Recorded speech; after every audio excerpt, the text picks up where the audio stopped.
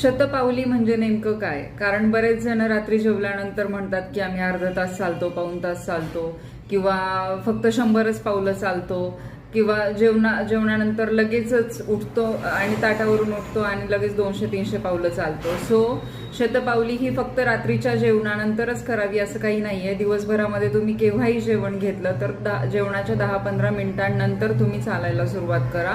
याने तुम्हाला ब्लोटिंग होणार नाही, गॅसेस होणार नाही, त्याचबरोबर अपचन होणार नाही आणि आतड्यांचं जे पेरिस्टाल्सिस आहे तर ते प्रॉपर होऊन अन्न खाली जाण्याला मदत होईल.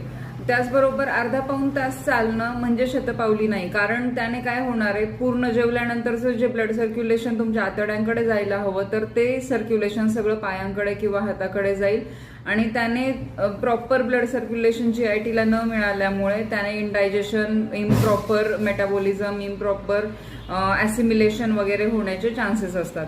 आणि हार्टसाठी सुद्धा जे तुम्ही जेवल्यानंतर थोडंसं चालताय 100 ते 200 पावलं तर याने तुमच्या हार्टला रेग्युलराईज व्हायला मदत होईल किंवा तुमच्यामध्ये जो आळशीपणा चढलेला असतो, सुस्तावलेपणा येत असतो जेवल्यानंतर, तर तो कमी होईल.